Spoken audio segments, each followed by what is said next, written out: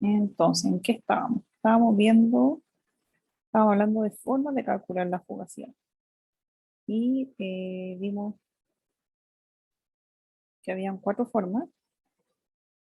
La primera era la información volumétrica a través de esta relación. Después vimos las propiedades residuales a través del eje residual. ¿Ya? Y recordamos también esta conexión. ¿Por qué hacía esta conexión? Porque, por ejemplo, si nosotros pudiéramos utilizar las tablas de vapor o el ResPro, etcétera, tener esta relación sería bueno. ¿Ya? Después tenemos las correlaciones generalizadas. Y acá yo les comentaba que estaban basadas en el principio del estado correspondiente. Están en la unidad 2, la figura. ¿Ya? Y habían dos básicamente correlaciones generalizadas. La primera era la más simple, era cuando el coeficiente de fugacidad dependía solo de la temperatura y la presión reducida. Y después estaban Spokele y Kessler, que era un poquito de mejor ajuste, el cual incorporaba la no esfericidad o la forma de la molécula a través del factor acéntrico. ¿Ya? Y ahí está, para eso necesitábamos dos funciones el coeficiente de fugacidad, el phi sub 0 y el phi sub 1, y eso están en la figura 2.4 y 2.5, ¿cierto? Y ahí nos andamos un poco más porque el principio del estado correspondiente, la verdad que también lo habíamos visto en Termo 1 y en verdad ya está incorporado. ¿Ya? Después vimos la ecuación de estado y acá hablamos de varias ecuaciones de estado que hemos estado viendo en el curso. Una que conocemos harto, ¿cierto? La ecuación virial. Acá yo les comenté que para presiones moderadas funcionaba bien y estaríamos hablando hasta como, yo diría hasta 50 bar, ¿ya? Eso sería un buen grado, ¿ya? Entonces, por ejemplo, la ecuación virial nos permite calcular el, el factor de compresibilidad, ¿cierto? El factor de compresibilidad después se puede inyectar hacia la ecuación para despejar el coeficiente de fugación, ¿ya? Pero también les comentaba que a presiones altas, la verdad que se recomendaba utilizar ecuaciones cúbicas, ¿ya? Estamos hablando de presiones altas sobre 50 bar, ¿sí? Y en este caso teníamos dos principalmente, que es la ecuación de Van der Waals y la ecuación de Penrose, ¿sí? Que están acá, ¿ya? Ustedes saben que para la ecuación cúbica vamos a obtener 3z, ¿cierto? Donde el z mayor va a corresponder al z del vapor, el z intermedio no tiene significado físico, y el z del líquido va a ser el z del menor valor. ¿Ya? Recuerden una ecuación cúbica, 3 resultados. Y de esa forma podemos inyectarlo a las ecuaciones respectivas de Van der Waals y Penrose, ¿sí? También habíamos visto,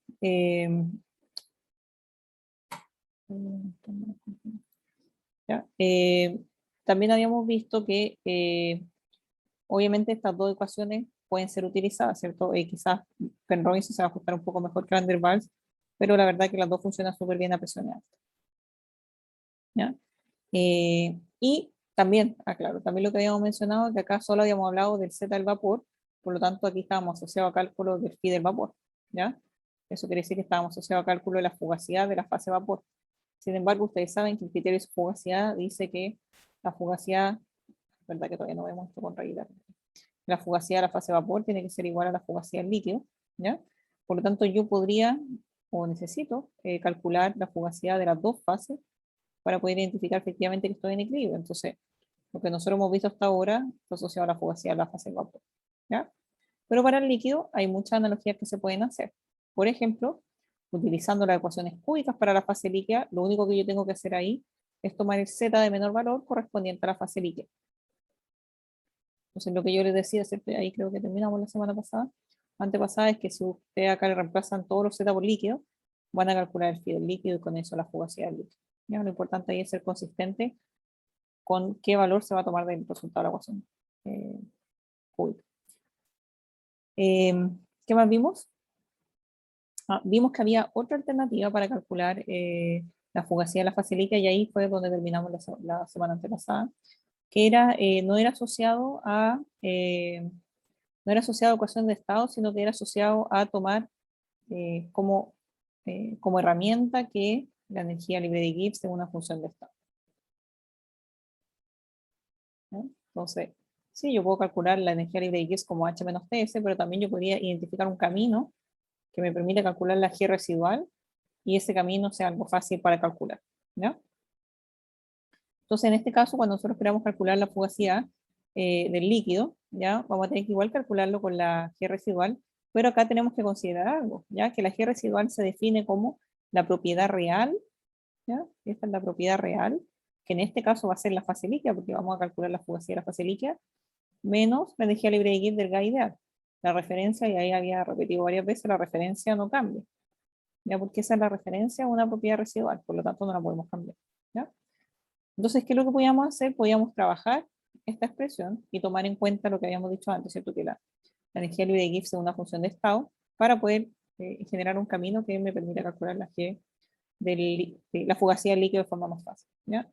Quizá es difícil ver por qué yo lo quiero hacer de otra forma, pero sí, la idea es que después de que conversemos un poco de esto quede más claro, ¿ya? Eh, Hay cosas importantes de la fase líquida que nosotros podemos tomar a nuestra ventaja, ¿ya? Lo más importante que también hablamos en termo 1 es acerca de la incompresibilidad de la fase líquida, ¿ya? Nosotros sabemos que en general el volumen del líquido no es una función de la presión, ¿ya?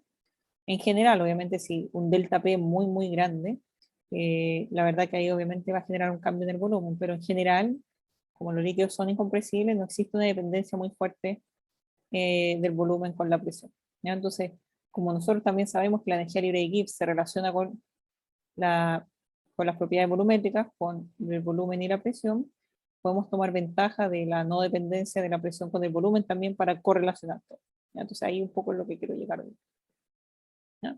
Entonces, cuando yo quiera calcular la fugacidad de la fase líquida, ¿cierto? Voy a tener que considerar este G real menos el G del gas ideal que está acá, ¿cierto? Voy a tener que considerar la energía libre del líquido ATIP, ¿ya? Menos la G del gas ideal ATIP, ¿sí? Entonces, ¿qué es lo que yo puedo hacer? Puedo generar un camino entre esas dos, ¿cierto? Como es una función de estado, la energía libre de Gibbs, que me permita calcular cosas que yo conozco, ¿sí? Entonces, ¿qué hicimos? Dijimos, ¿cómo puedo conectar la fase líquida real con el gas ideal? Entonces, un camino que podemos pensar es que yo voy a ir del líquido, voy a volverlo saturado, ¿cierto? Que quiere decir que va a aparecer la primera burbuja, después voy a hacer cambio de fase y después voy a llegar al gas ideal, ¿cierto? Porque en definitiva yo tengo que conectar esas dos fases, pues este delta tiene que conectarse de alguna forma para poder calcularlo. ¿Por qué tengo que conectarlos? Porque hay una discontinuidad de las propiedades volumétricas entre la fase de vapor y la fase de líquido, por lo mismo que acabo de decir acá, ¿ya? Nosotros sabemos, por ejemplo, que el volumen del vapor tiene una fuerte dependencia con la presión, ¿ya? Entonces, yo no puedo llegar y calcular este delta con las propiedades volumétricas porque existe, insisto, una discontinuidad en la función.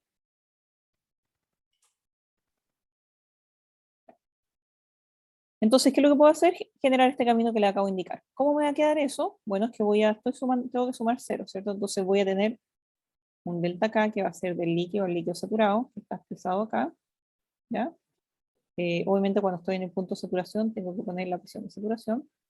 Después voy a hacer el cambio de fase, entonces voy a tener este de acá, ¿cierto?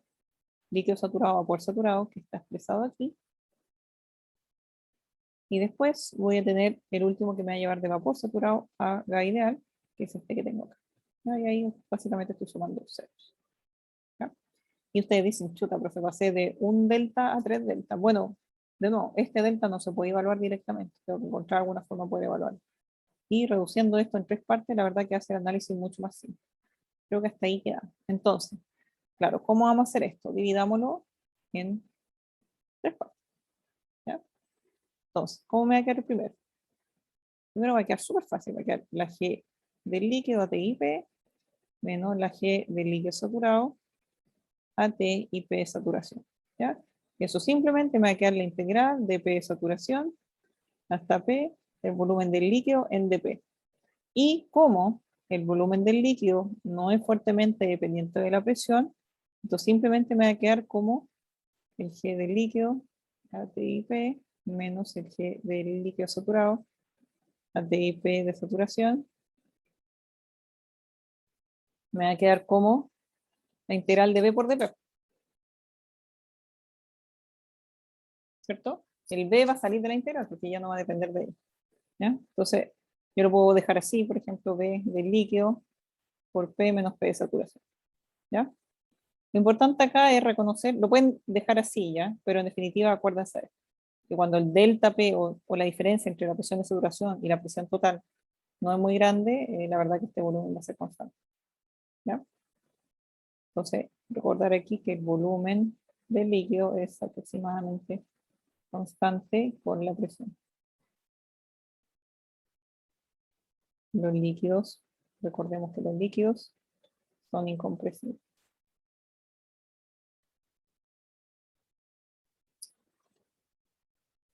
¿Sí? Ok. Entonces, se dan cuenta de ese primer delta fue bien fácil. Otro, segundo. ¿Cómo puedo representar este delta?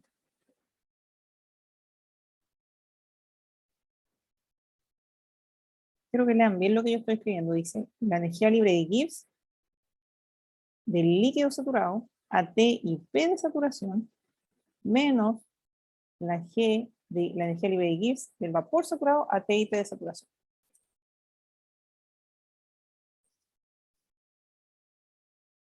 ¿Qué va a pasar con ese delta?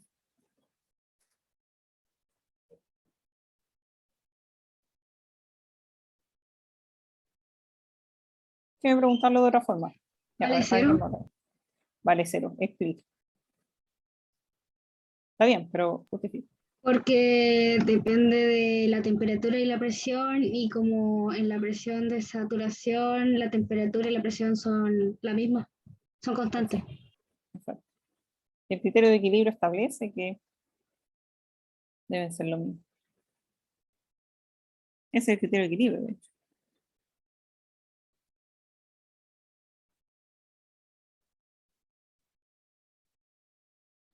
Sí. Concepto es cero. Después me va a quedar esto, me va a quedar la G del vapor saturado, AT y P de saturación, menos la G del gas ideal, AT y P. ¿Qué es lo que podemos hacer acá? Con ese delta.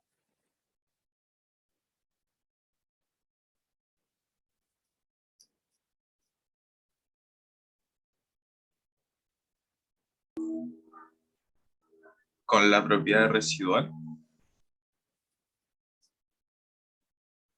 Y no necesariamente, porque recuerden que la propiedad residual es igual a G del vapor, no necesariamente saturación, menos G ideal. ¿Ya? Pero esto no necesariamente es saturación.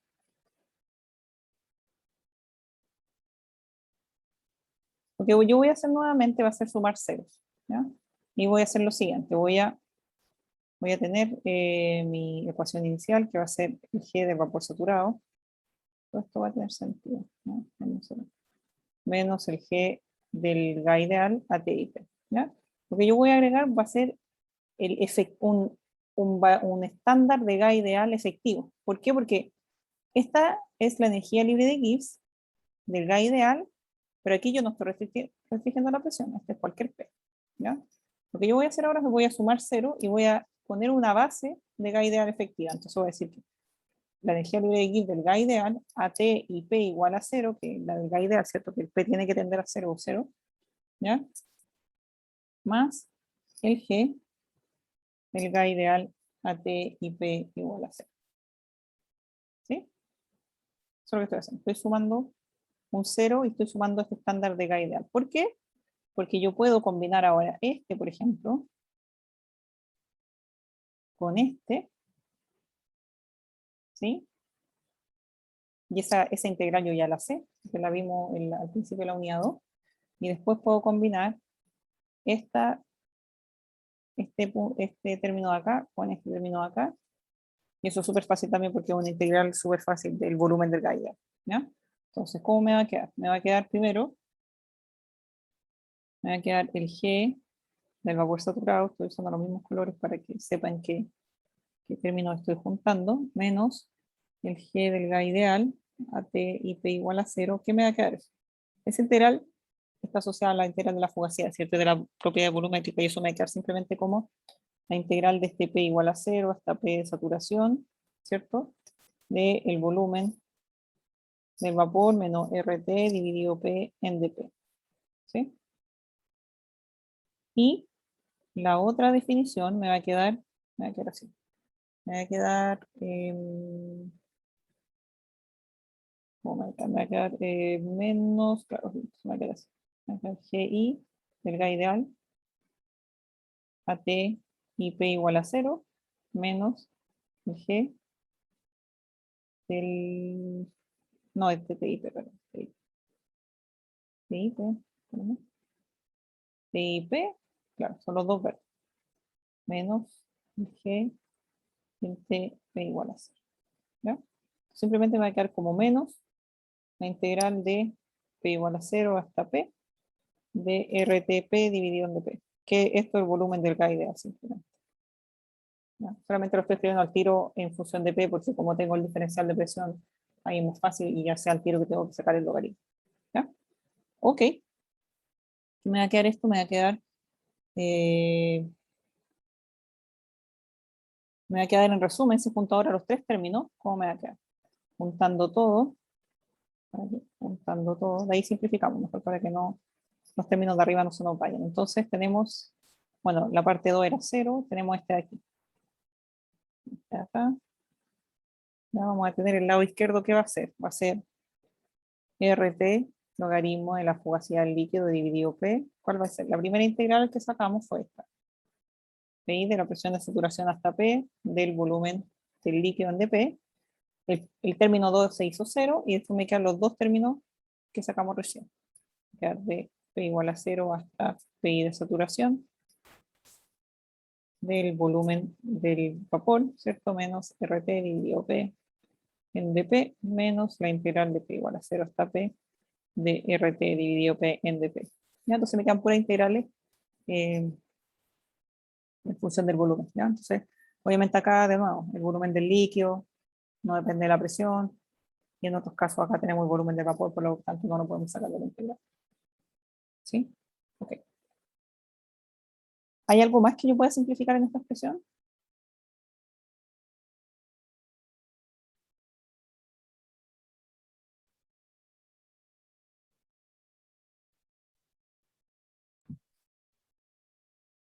Podría pasar la P multiplicando y así no tengo unos logaritmos, ¿o no?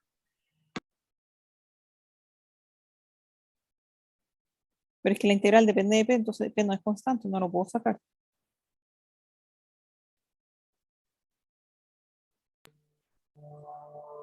Ah, bueno.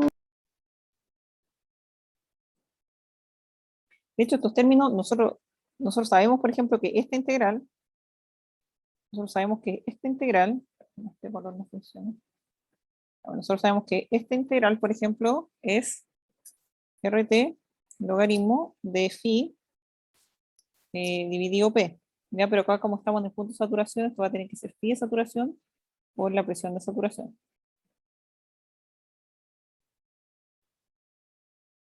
Y esta integral de acá, sabemos que es RT logaritmo de P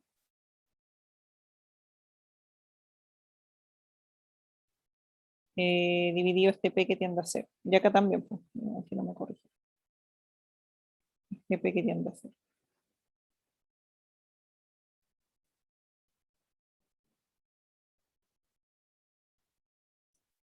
Por la definición de saturación, que creo que está por acá, para los que no se acuerdan.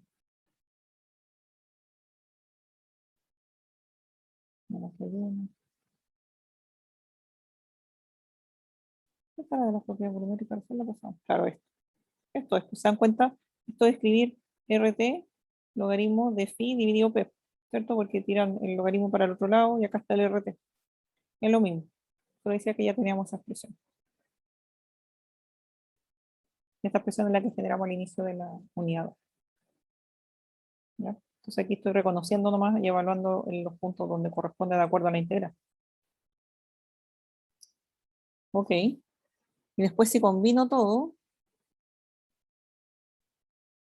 en cuenta si combino todo, hay varios términos que se van a simplificar y me va a quedar que la fugacidad del líquido, la TIP, va a ser igual a la fugacidad de saturación por la exponencial dividido y el R que pasa para el otro lado dividiendo por la única integral que me queda, que sería esta de acá, que sería B de P por el volumen del líquido en dP.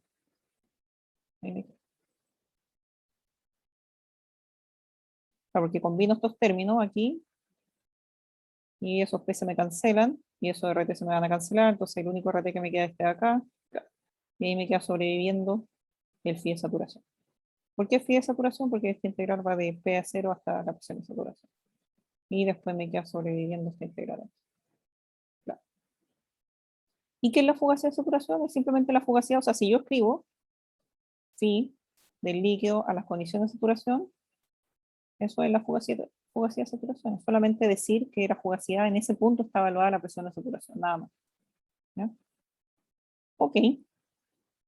De esta forma, yo puedo calcular la fugacidad en líquido en base a las propiedades volumétricas.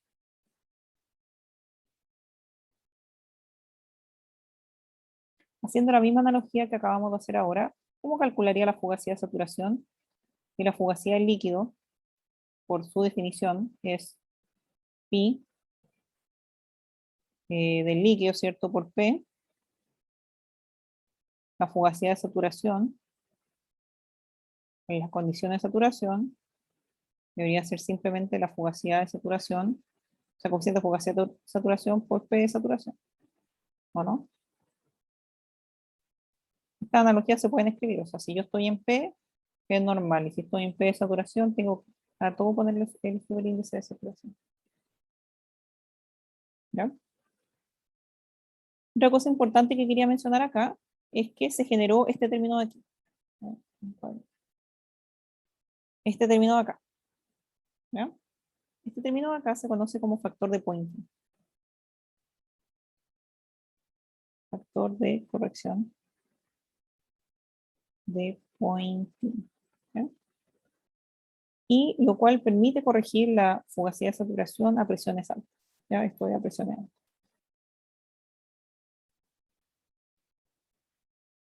¿Sí? Y el factor de Poynting es lo que nosotros generamos ahí. Entonces, la exponencial de 1 sobre RT de la integral de P de saturación hasta P del volumen del líquido en dP. ¿Ya?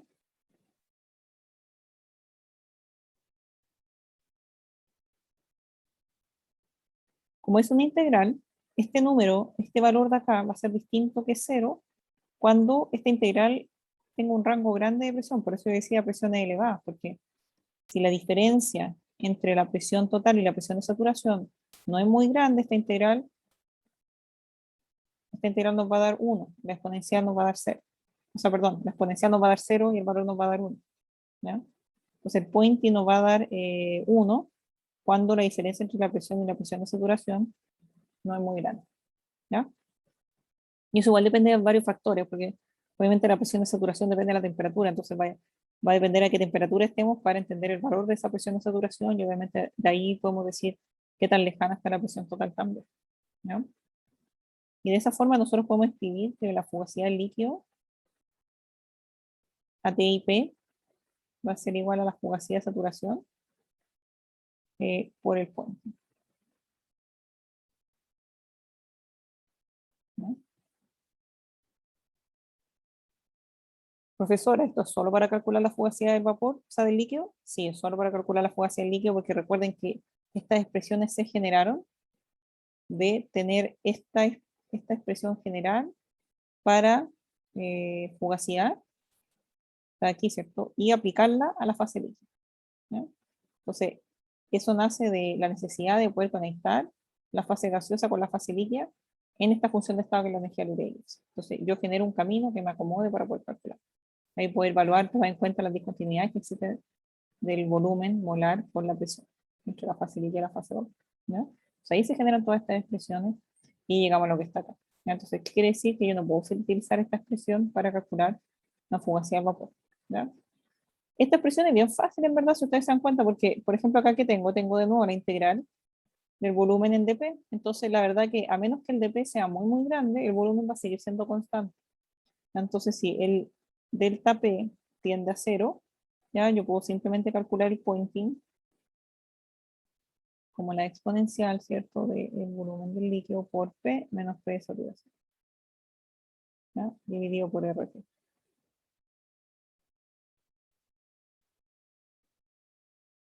Entonces, la verdad que se reduce harto el cálculo. Y en general los líquidos son bien incompresibles, insisto, tiene que ser un proceso bien de alta magnitud para poder cambiar ese volumen molar del líquido.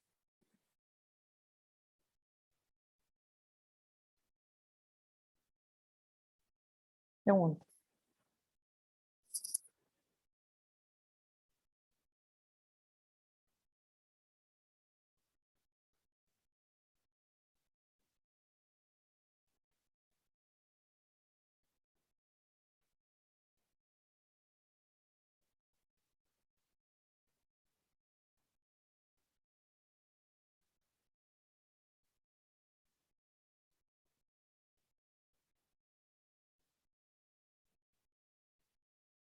¿Preguntas? Ni una, profe. Ok. Seguimos entonces. Si se dan cuenta, hemos encontrado herramientas para calcular la fugacidad de la fase líquida y la fugacidad de la fase vapor. Sigo insistiendo que todo lo que hemos visto hasta ahora es para compuestos puros. ¿Ya? Entonces, cuando yo pongo el sub I, el compuesto puro I solamente. ¿Ya? Después, obviamente, cuando tengamos más sistemas, tengamos sistema binario, este I va a ser válido para 1 y 2 para un sistema binario. ¿Ya?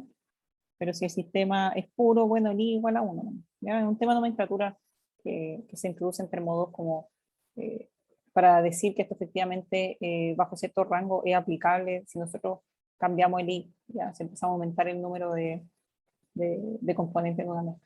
¿Ya? Dentro de cierto rango. Súper. Entonces, si no hay preguntas, vamos a comenzar con la unidad 3 hoy día. La unidad 3 es súper corta, si ustedes ya la han mirado en aula. La verdad que solo introduce el concepto de potencial químico y específicamente como criterio de equilibrio para el sistema multicomponente. Entonces, desde la unidad 3 en adelante ya vamos a empezar a cambiar este I. Ya este I va a ser al menos 2. ¿No? ¿Y por qué? Porque el potencial químico está asociado a la transferencia de masa de una fase a la otra. Entonces, independiente que uno tenga un sistema cerrado, recuerden que cada fase se considera como un sistema abierto. ¿Ya? Vamos a seguir escribiendo en este PDF y vamos a partir con la unidad 3. Bueno, entonces, la unidad 3 habla del potencial químico como criterio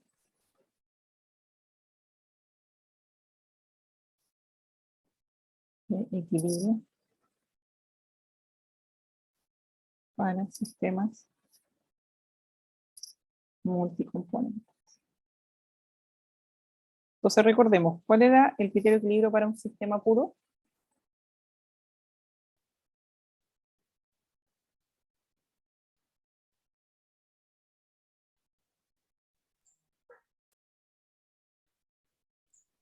Las presiones de las fases tienen que ser iguales, la energía de Gibbs también tienen que ser iguales y la temperatura.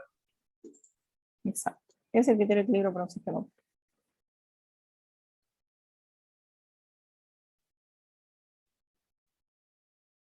Súper. Entonces, vamos a establecer un nuevo criterio de equilibrio para cuando, insisto, el I sea mayor a, o sea 1, 2 o más, ¿ya? Por un sistema multicomponente mínimo 2, ¿ya? Entonces eso podría ser simplemente algo parecido a lo que habíamos visto antes. Por ejemplo, si yo tengo una cajita cerrada,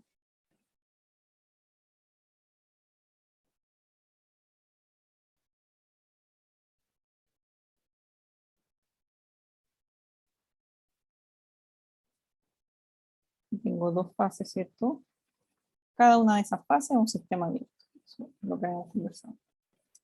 ¿Ya? Y acá podemos definir la disculpen, ¿cierto? Yo puedo definir una fase de análisis o puedo definir la otra fase de análisis. Cada una de esas va a representar la frontera de mi sistema. Entonces yo tengo que tomar una fase para analizar y todo lo demás es lo alrededor, ¿cierto? Un poco la analogía que hacemos entre el mundo. Yo defino mi sistema, todo lo demás es alrededor. ¿Ya? Entonces, algo que habíamos conversado también de que si nosotros hacíamos un zoom a esta interfase, ¿ya? O afuera de la frontera del sistema, ¿qué íbamos a ver? Ya íbamos a ver intercambio de materia desde una fase a otra, ¿cierto? Porque cada uno de esos sistemas era abierto. Entonces, en un sistema abierto va a existir el intercambio de materia con los alrededores, ¿sí? Súper. Entonces, nosotros tenemos que tomar en cuenta eso cuando es un componente puro y aún más cuando es un sistema multicomponente, porque cuando yo estoy transfiriendo materia, ¿cierto? Esa materia que estoy transfiriendo podría ser el mismo componente que tengo en mi fase o un componente distinto, ¿ya? Entonces, en este caso, el cálculo de la energía libre de Gibbs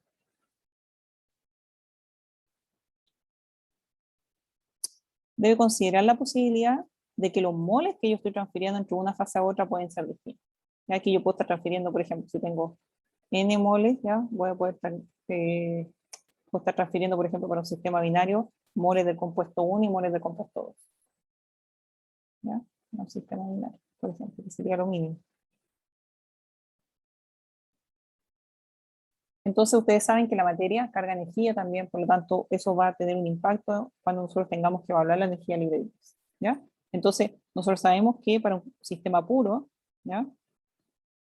Sistema puro, la energía libre de Gibbs depende, por ejemplo, de la temperatura y la presión, ¿ya? Para un sistema multicomponente vamos a tener que incorporar también la funcionalidad de los moles, ¿ya? Que se los moles 1, moles 2, hasta los moles sub n, de acuerdo a cuántos componentes tenga este sistema, ¿sí? Vamos a tener que incorporar eso extra, ¿ya? Voy a poner aquí para que no se olviden n componentes, ¿sí? Entonces, en este caso, cuando yo haga las derivadas, ¿cierto? Que es lo que hacíamos harto también en termo 1, voy a tener que incorporar esta derivada con respecto a los moles. Entonces, el de G, ¿cómo me va a quedar? ¿Ya? Voy a tener que derivarlo con respecto a todo, ¿cierto? Me va a quedar, por ejemplo, de G en dp a t constante, a t y n constante ahora, ¿cierto? Eso es distinto. Más de G en dt a p y n constante en dt. Y ahora voy a tener que incorporar esta nueva derivada que no la habíamos incorporado antes, que está asociada al de G de n. ¿Ya? Entonces, ¿y cuántos de G de n? Bueno, ¿cuántos componentes tengo? ¿Ya? Entonces voy a tener que poner, por ejemplo, de G en dn1 para el componente 1, a t y p y todos los n sub j distintos de i, ¿ya? De n1, quiere decir que estoy manteniendo todos los otros moles constantes, ¿sí? Y tengo que seguir, por cierto, si tengo al menos un sistema binario, voy a tener dos de G. Voy a tener un de G de n2 a t y p y los n sub j distintos de 2, ¿cierto? En dn2. Y así sucesivamente hasta el último n componentes que tenga. Va a ser de G de n a t y p y los n sub j distintos de n que yo tengo, ¿cierto? Para un sistema de n componentes. ¿Sí? Entonces, si se dan cuenta, los términos nuevos que aparecen son estos de acá. Los demás ya los habíamos visto. De hecho, nosotros, los dos términos anteriores, que son estos dos de aquí, nosotros ya habíamos visto lo que eran de acuerdo a identidades termodinámicas. ¿Se acuerdan? Nosotros, por ejemplo, habíamos visto que de G en dp a t constante era bdp, ¿o no? Y habíamos visto que de G en dt a p constante menos s. ¿Se acuerdan de eso?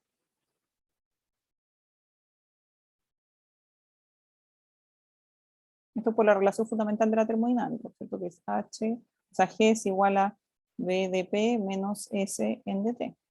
Entonces, si el T es constante, se va a eso y me queda, se me va a quedar que dg en dp es B. Es B, no, es B, ¿cierto? Y lo mismo, si ahora tengo la misma expresión, la presión es constante, este término se me va a quedar que dg, ¿cierto? Dg en dt en menos s. Ahí venía. Eso lo habíamos visto antes, así que no debería algo recordarlo, ¿no?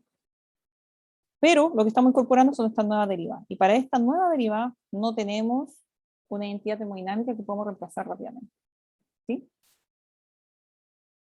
Entonces, ¿cómo nos va a quedar la expresión final? Vamos a tener que considerar esa derivada de alguna forma. Entonces, hasta ahora nosotros podemos decir que el de G, ¿ya? Va a ser B en dp menos S en dt más la sumatoria de igual a 1 hasta n componentes de dg en dni a t y p constante y n de j distintos de i constantes de dni.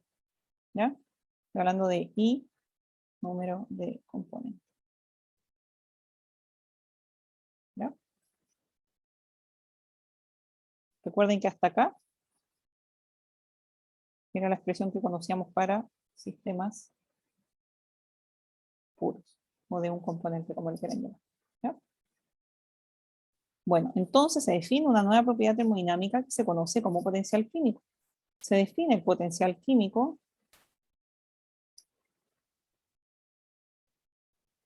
se define una definición como la derivada de la energía libre de Gibbs con respecto a los moles a T y P constante y los N sub J distintos de I. ¿Ya? Y esta propiedad termodinámica está asociada a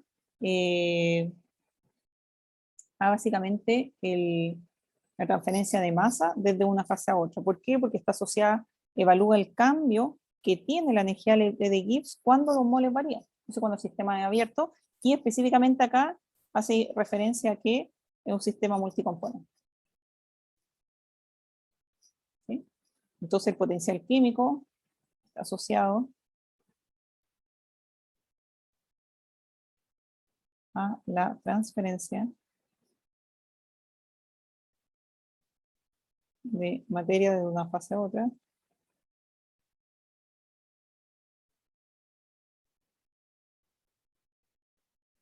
ya que evalúa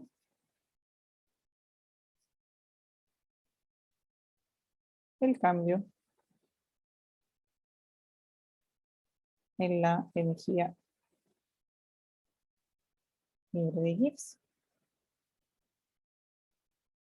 con respecto a los moles.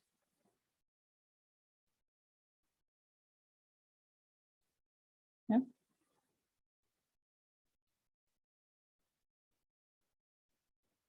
Por lo tanto, la expresión para la energía libre de Gibbs puede ser reemplazada como dG sub I, va a ser BI en dP. Tenemos que ahora sí que ponerlo sub I porque tenemos un sistema multicomponente, más, ¿cómo me va a quedar? La sumatoria de igual a 1 hasta n del potencial químico de Ni. ¿Cierto? Estoy reemplazando básicamente esta expresión. Me queda así. Entonces, esto va a ser sistema multicomponente.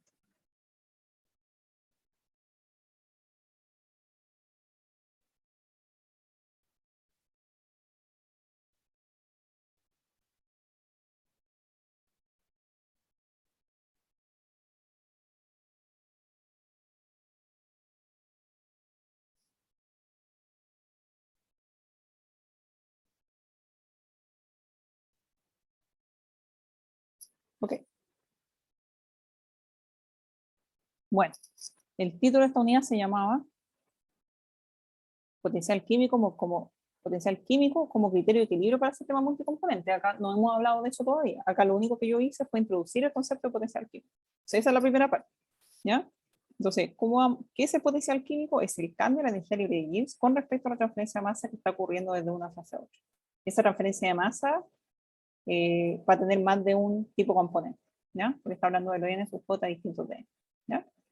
También debería decir que el potencial químico no posee, tiene distintas expresiones, ¿ya? El potencial químico lo puedo escribir en base a otras propiedades termodinámicas, sea la entalpía y la energía libre de Helmholtz, ¿ya? ¿Por qué digo esto? Porque todas las propiedades se van a ver afectadas por la transferencia de materia, ¿ya? Recuerden que cuando uno transfiere materia, o moles, como quieran decirle, esos moles tienen una carga térmica, ¿cierto? Cada átomo, o sea, cada molécula que uno transfiere, ¿cierto? Tiene una energía interna y tiene una energía propiamente tal, una temperatura, ¿cierto? Que va a modificar o perturbar el sistema al cual está entrando o dejando, ¿ya? Por eso va a afectar la energía y va a afectar toda la energía. Entonces yo puedo escribir el potencial químico de distintas formas. Lo puedo escribir en función también de la entalpía y la energía libre de Gibbs, ¿ya?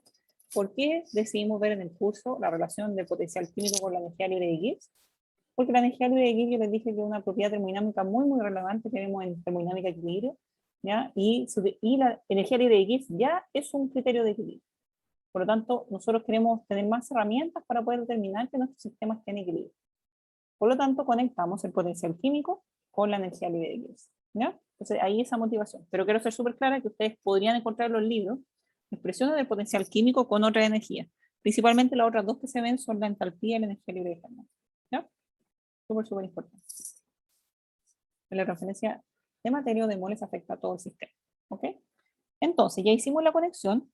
Hicimos la conexión entre el potencial químico y la energía libre de Gibbs. Ok, bueno, ¿cómo vamos a usar esto como criterio de equilibrio? ¿Cómo se conecta mu con criterio de equilibrio?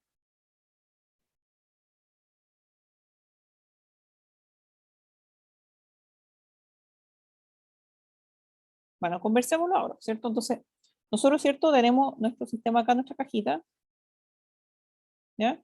Tenemos nuestra cajita y lo hemos dicho varias veces, cada fase individual se comporta como un sistema abierto, ¿sí? Entonces yo voy a tener que evaluar la energía libre de Gibbs, lo mismo que hicimos antes para sistema puro, ahora como multicomponente.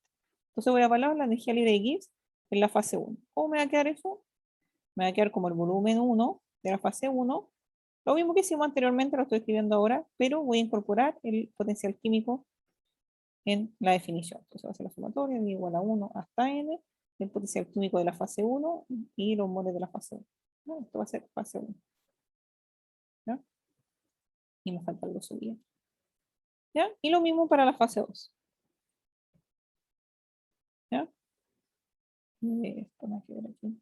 Como pongo 2 arriba, pues se voy. Se me va a quedar el B de la fase 2 en dp menos S de la fase 2 en dt más la sumatoria de igual a 1 hasta n del mu en la fase 2, el dni en la fase 2. ¿Ya?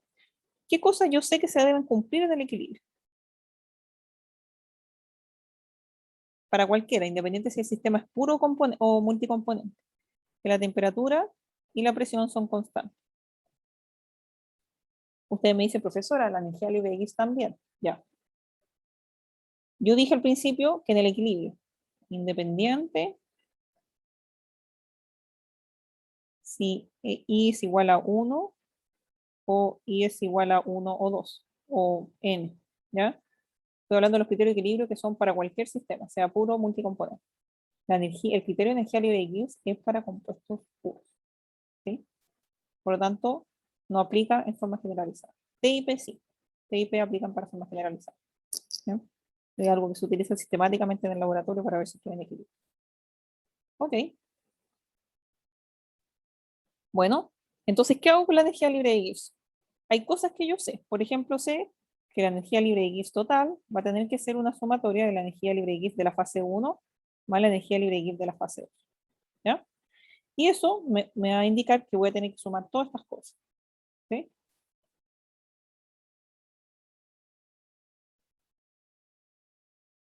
Y si se dan cuenta, cuando yo combine todo esto, voy a poder factorizar por dp, entonces voy a poder factorizar acá estos dos términos y voy a poder factorizar estos dos términos, ¿cierto? Porque el dt es el mismo, ¿cierto? El cambio de temperatura en la fase es el mismo. Entonces voy a poder factorizar.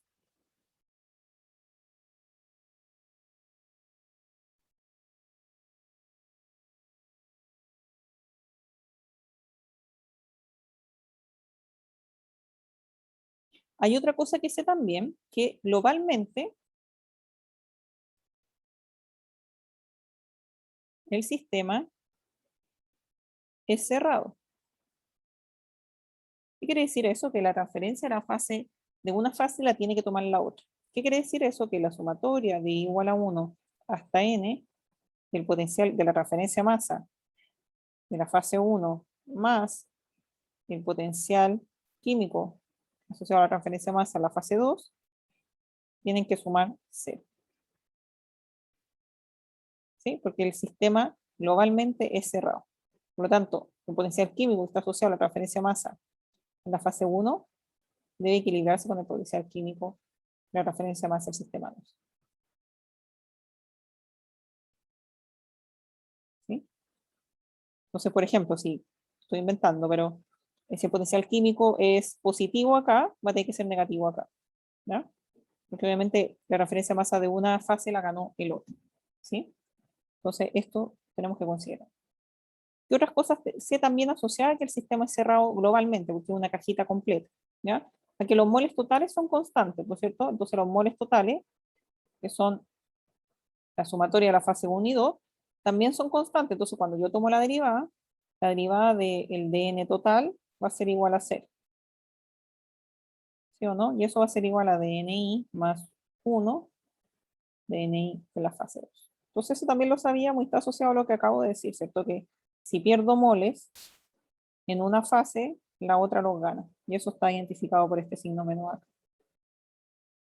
Por lo tanto, esta expresión de acá, que acabo de escribir, la puedo reescribir con esta simplificación. Y me va a quedar que 0 es igual a la sumatoria de igual a 1 hasta n del potencial químico de la fase 1 menos el potencial químico de la fase 2 por dn, por ejemplo, i.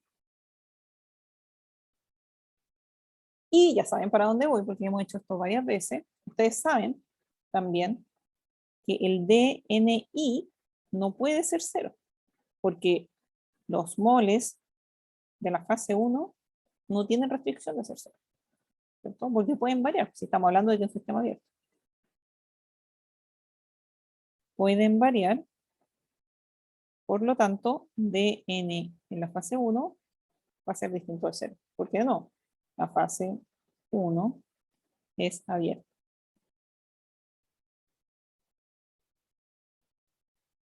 ¿Qué es lo que quiere decir eso? Que sí, y siempre sí, digámoslo así, para la redundancia, es que mu, el potencial químico de la fase 1 menos el potencial químico de la fase 2, esa resta tiene que ser igual a 0. ¿Y qué me dice eso? Bueno, que el potencial químico de la fase 1 tiene que ser igual al potencial químico de la fase 2 para el mismo compuesto I que tengo. Por eso el subíndice es súper importante.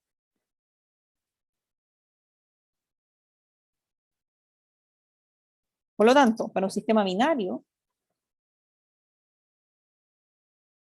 es decir, dos componentes, ¿qué me va a quedar? Me va a quedar mu del compuesto, potencial químico del compuesto 1 en la fase 1 va a ser igual al potencial químico del compuesto 1 en la fase 2. Y para el otro compuesto me va a quedar el potencial químico del compuesto 2 en la fase 1 va a ser igual al potencial químico del compuesto 2 en la fase 2. Y ese es mi criterio de equilibrio asociado a la referencia masa cuando tengo un sistema binario. ¿Se dan cuenta? Entonces, ahora, cuando yo tengo un sistema multicomponente, el criterio asociado a la energía libre de Gibbs ya no vale, sino que tengo que hablar de potencial químico. Pregunta. Sé que dije harto, así que tomemos preguntas.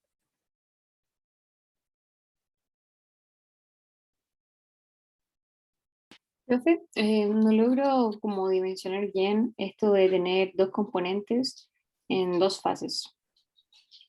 Como que supongamos en la fase 1 es vapor y tenemos el componente 1 y 2. Exacto. Y en la Ah, ya. fase líquida tenemos, claro, por ejemplo, si tenemos, no sé, dos alcohol, o sea, en general, cuando tú tienes dos compuestos y tú empiezas a aumentar la temperatura, en algún momento tú vas a empezar a evaporar los dos. Eso obviamente va a depender de los valores de supresiones de saturación. Pero en algún momento tú vas a tener los dos en las dos fases. Si tú sacas una muestra del vapor, vas a tener componente 1, y sacas la muestra del líquido, vas a tener componente 1. Ya, gracias, profe. Ah,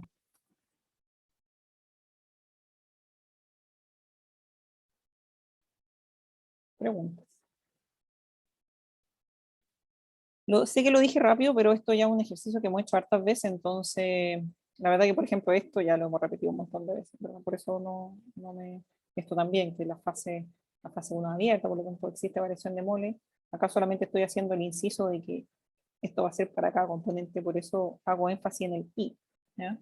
Pero en definitiva, todo esto es un poco recombinado de lo anterior. Lo estamos aplicando nomás a los potenciales químicos. ¿Ya? Entonces, por eso quizás fui más rápido, pero si hay dudas, obviamente son bienvenidos. Porque básicamente eso es Eso es la unidad 3, criterio de equilibrio utilizando el potencial químico.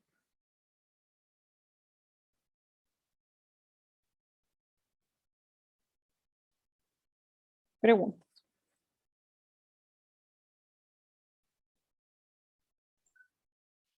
Profe, y por diferentes componentes se refiere a que si hay agua y otra cosa, si como Claro, diferentes fluidos. claro, etanol y agua, agua y Mm. aceite, no sé, tolueno benceno, una clásica mezcla que vemos. Eh, sí, o sea, un sistema binario. Por ejemplo, los procesos de Y en algún destilación que ustedes van a ver en momento, transferencia de materia están asociados a procesos de separación. Pues en general, cuando uno extrae cosas, siempre vienen, por ejemplo, cuando uno trabaja con químicos, por ejemplo, cuando uno sintetiza en el laboratorio, en general siempre uno utiliza un solvente o algún agente que lleva a cabo la reacción. Entonces, cuando uno produce cosas sintéticamente, siempre vienen en mezcla, siempre uno tiene que hacer un proceso de separación. Entonces, eso se puede hacer de distintas formas. Destilación, que ustedes van a ver en transferencia de materia, absorción, un montón de otras formas. Entonces, lo que quiero decir es que en general en la naturaleza de los procesos químicos, las mezclas vienen multicomponentes. Está binario el mejor caso, pero siempre vienen en multicomponentes. ¿Ya? Después del proceso de separación uno tiene la mezcla pura, pero en general siempre tenemos mezclas multicomponentes.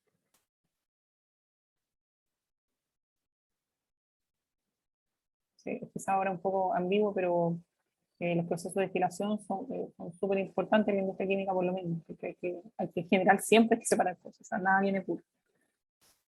Ahí de a poquito vamos entendiendo cómo tomamos ventaja de la transferencia de materia dentro de la fase o cómo tomamos ventaja de las distintas presiones de saturación de los compuestos para poder hacer la separación.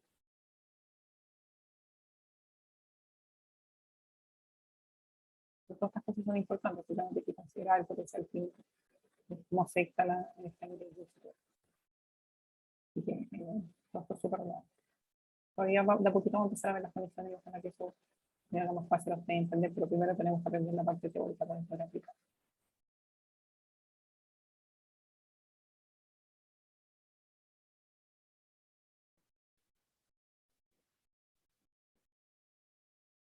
¿No?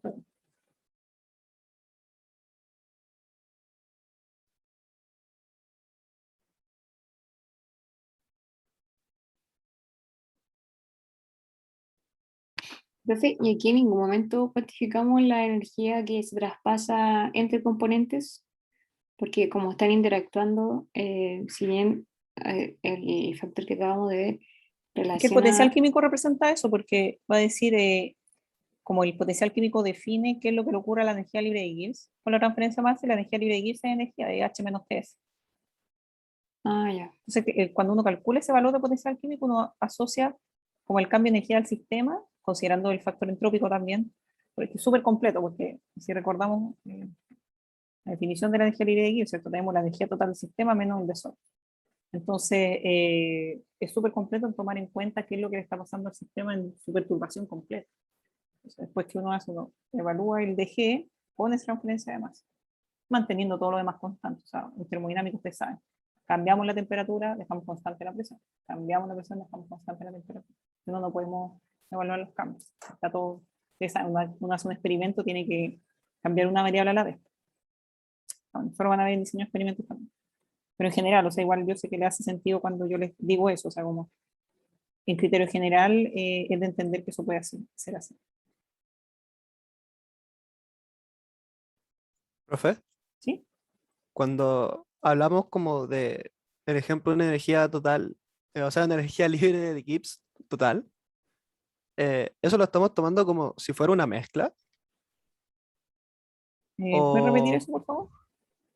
que cuando estamos, por ejemplo, viendo la energía libre de Gibbs total, ¿Sí? eso lo estamos tomando como una mezcla, o es como solamente el total que encontramos en este sistema cerrado.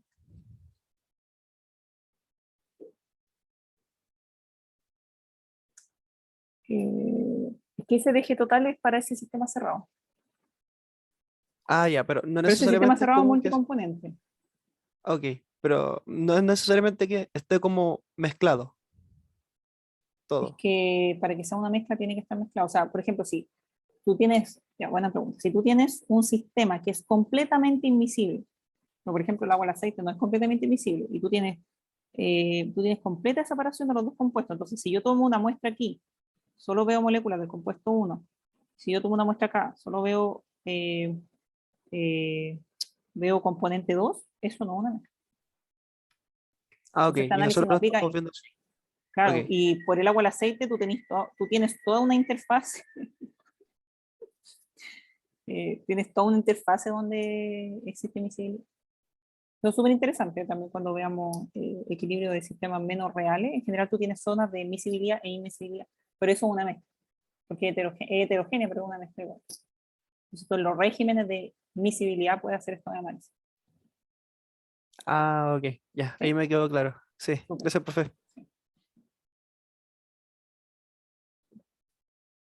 Eso pues chiquillos, si no hay más dudas, esa fue la unidad 3, entonces obviamente no voy a mencionar nada más, ya se acaba de entrar en el taller del día a día, ¿ya?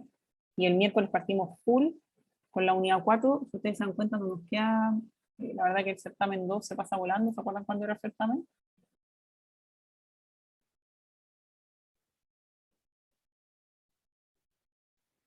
¿Cuándo era el certamen?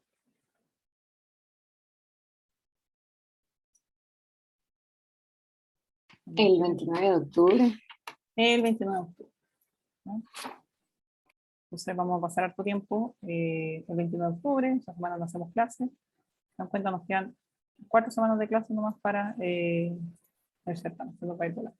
Lo vamos súper bien. ¿Ya? Súper, bueno, si no hay más dudas,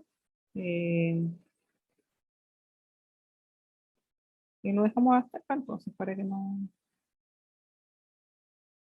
partir con otro tópico. ¿Ya? Voy a mandar a Franco los videos para que los deje arriba hoy día. ¿Ya? Eso, pues muchas gracias a todos por su atención y nos vemos luego. Chao, profe, gracias. Chao, profe, que estén bien. Chao, profe. Chao, bien. profe.